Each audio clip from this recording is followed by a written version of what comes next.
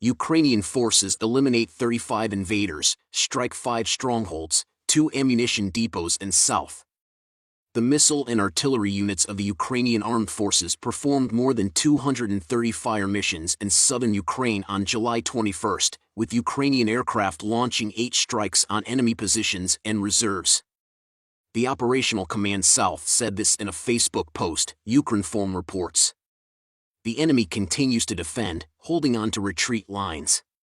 After suffering losses, the personnel of the 34th Separate Motor Rifle Brigade of the Occupation Forces is refusing to fight. In the evening, the enemy launched a desperate airstrike near Poshyamkine. Without our losses, the enemy cowardly retreated, the report said.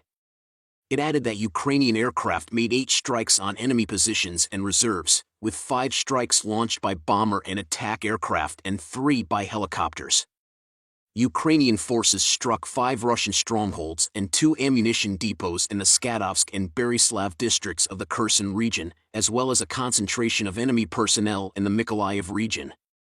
The missile and artillery units of the Ukrainian armed forces performed more than 230 fire missions, eliminating 35 Russian soldiers and destroying MSTS self-propelled howitzer, 2 reconnaissance drones, 3 armored vehicles and 8 vehicles. In the Black Sea, the enemy keeps 2 warships armed with 16-caliber cruise missiles. In the Transnistrian direction, the situation is stably controlled by the defense forces. The state border is reliably protected. The activity of the military contingent forces on the territory of the neighboring state is not recorded, the Operational Command South said.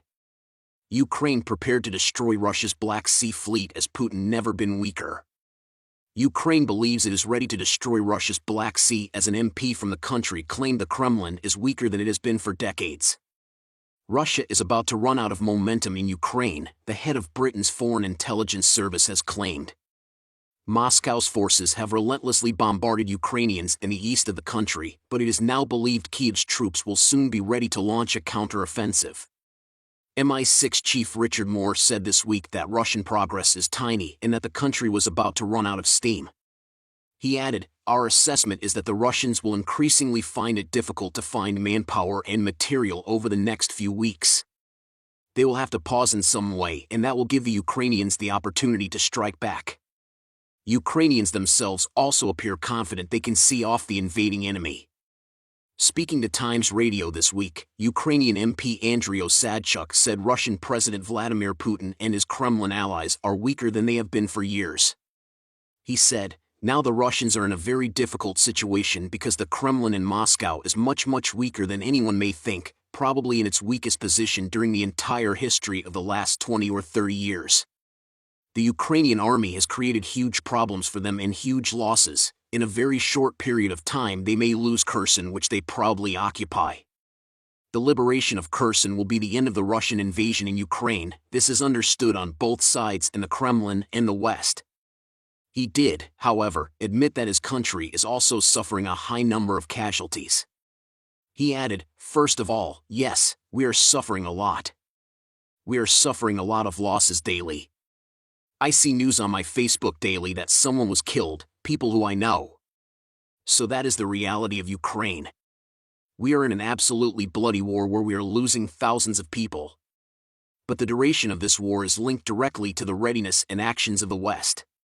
Apart from the battle in the east of Ukraine, Russia has also blockaded the Black Sea, which lies to the south of the country." Speaking to the Times on Monday, Kyiv's deputy defense minister said his country is preparing to take out Russia's Black Sea fleet. Volodymyr Havrilov said, "Russia will have to leave Crimea if they wish to exist as a country. We have a permanent threat from the Russian Black Sea fleet. Given the new technologies and capabilities we receive, we have to address this threat. We are ready to target them all over the Black Sea if we have that capability. This action may not be necessary if reports on a deal between Russia and Ukraine are to be believed. Turkey has claimed that the countries will sign a deal to open up the Black Sea for Ukrainian exports for grain. While nothing has been confirmed, Ukrainian President Volodymyr Zelensky suggested such a deal could materialize. Speaking on Thursday, he said, "And tomorrow we also expect news for our state from Turkey regarding the unblocking of our ports. The fighting will continue, however, and Zelensky today warned that his country has the ability to inflict major losses on Russia. Putin's artillery division wiped out by Zelensky's heroes in another blow. Video footage released by Ukraine's armed forces has been doing the rounds on the internet. The footage shows the mass destruction of Russia's weapons arsenal. Ukraine's military managed to blow up 8 152mm 2A-65 MSTB howitzers and a Russian weapons depot based in Ukraine. The war in Ukraine has continued to rage as both neighboring countries have halted peace talks. Drone footage released by Ukraine's military forces shows the full sneak attack. Ukrainian forces can be seen locating and targeting Russian weapons depots. Once the locations are secure, Ukrainian forces begin to fire at the targets, destroying 8 152mm 2A-65 MSTB howitzers and an ammunition depot. Huge explosions can be seen in the aftermath of the Ukrainian bombardment. Buildings on fire were engulfed in flames and large areas of forest can be seen covered in thick clouds of gray smoke. Users on social media have been reacting to the footage. At Michael548666170 said, "This is what the second or third video in the last 2 days of Ukraine destroying Russian artillery batteries. Wonder is it down to Russia running low on ammo, failing to suppress Ukrainian artillery?" Ukraine received the howitzers from Germany and the US earlier this month, in order to fight off any Russian advancement.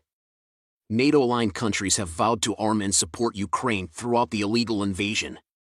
A US official confirmed last month, "We do believe that these howitzers will be very, very effective in helping in the Donbass fight, which we've already seen, is deeply reliant on long-range fires, specifically artillery by both sides." They added, "We certainly believe that the conditions could be set for a much longer slog here inside the Donbass given both sides' familiarity with the terrain. We've described it as a potential knife fight, and I think it's beginning to shape up to be exactly that." Ukrainian forces strike key bridge in Russian-occupied south. Ukrainian forces have seriously damaged a bridge that is key for supplying Russian troops in southern Ukraine, a regional official said Wednesday.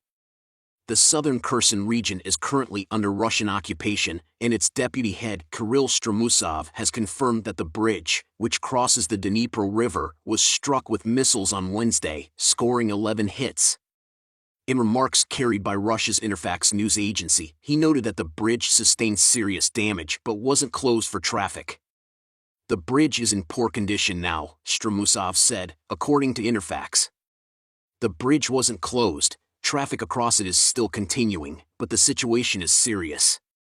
The 1.4-kilometer bridge is the main crossing across the Dnipro River in the Kherson region.